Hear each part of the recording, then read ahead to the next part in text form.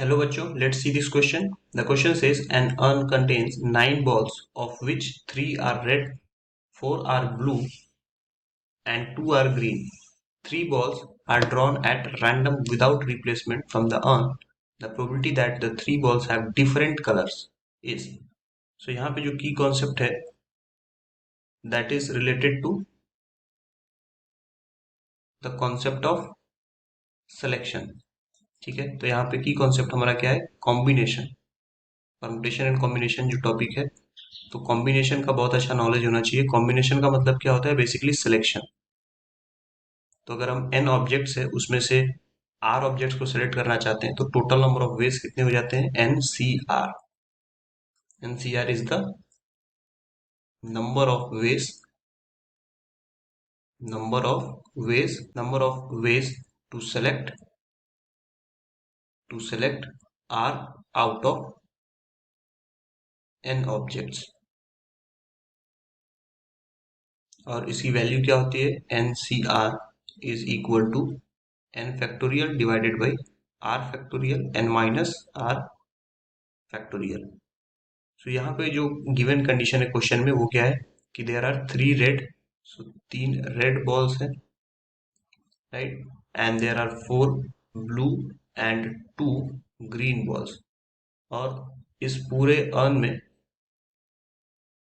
Total हमारे पास कितने हो जाएंगे? 3 plus 4 plus 2, total is 9, right. 3 red plus 4 blue plus 2 green balls हैं, तो टोटल हमारे पास 9 हो गए। This is our total. इसमें से हमें कितने सेलेक्ट करने हैं? 3 balls are to be drawn, तो 1, 2 और ये 3 एरो मैंने मार्क कर दिया। 3 बॉल्स हमें सेलेक्ट करने हैं, बट कंडीशन इज कि तीनों के तीनों बॉल्स हमारे क्या होने चाहिए? डिफरेंट कलर्स के होने चाहिए।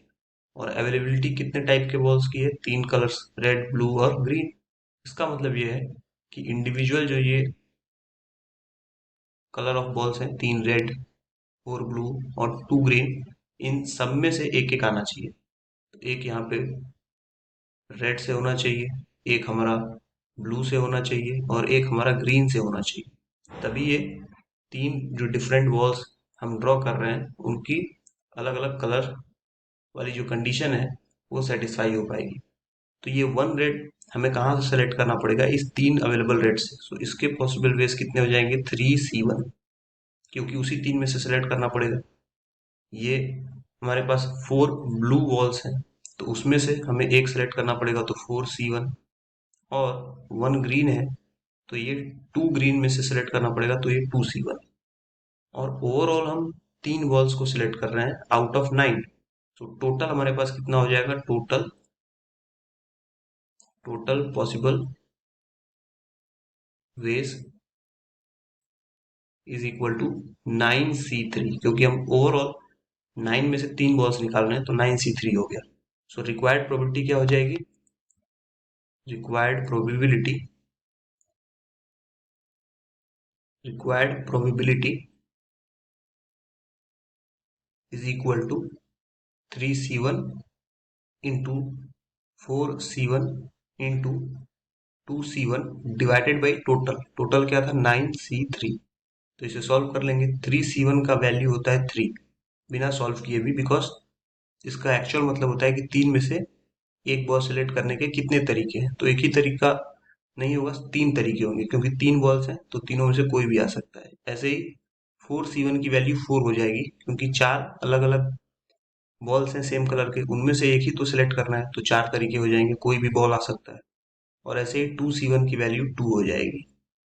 And this whole divided by 9C3 का मतलब 9 factorial divided by 9 minus 3 6 factorial और फिर 3 फैक्टोरियल।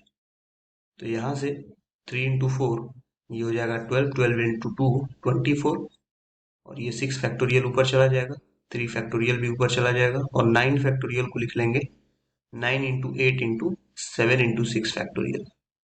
तो यहाँ से चीजें कैंसिल आउट हो जाएंगी। This 6 factorial, this 6 factorial is cancel.